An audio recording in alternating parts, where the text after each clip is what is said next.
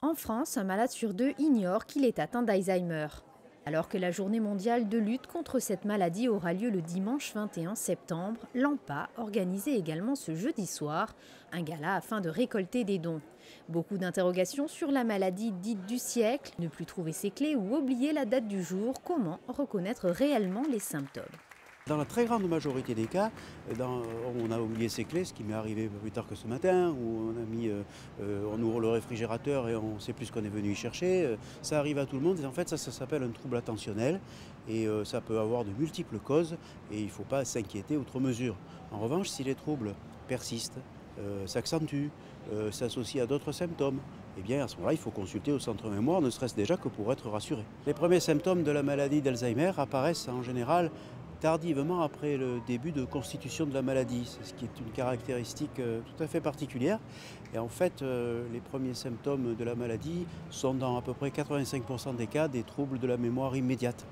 Mais ensuite, progressivement, on va assister à l'apparition d'autres troubles cognitifs, c'est-à-dire d'autres atteintes du système d'action de la pensée, pouvant toucher à d'autres fonctions, si vous voulez.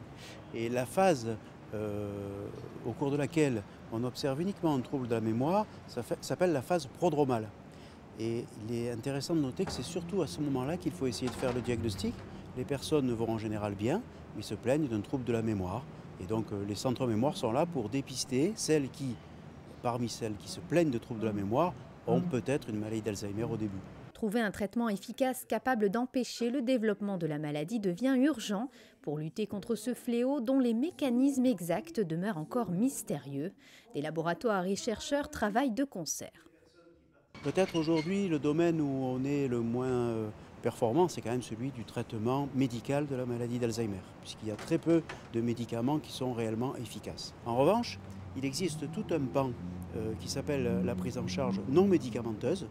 Et cette prise en charge non médicamenteuse, c'est particulièrement quelque chose qu'on essaye de développer à Monaco, qui consiste à proposer aux personnes un bouquet d'activités, si vous voulez, des activités physiques, des activités nutritionnelles, enfin une éducation nutritionnelle plutôt, une stimulation des fonctions mnésiques, un maintien du lien social, amélioration de la qualité de vie. En fait, ce que je viens de décrire, c'est quelque chose d'organisé, de médical et puis d'évaluable également. L'AMPA se mobilise pour encourager les actions communes en faveur de la lutte contre la maladie d'Alzheimer afin de récolter des dons. Mais les patients ont surtout besoin d'être accompagnés et soutenus.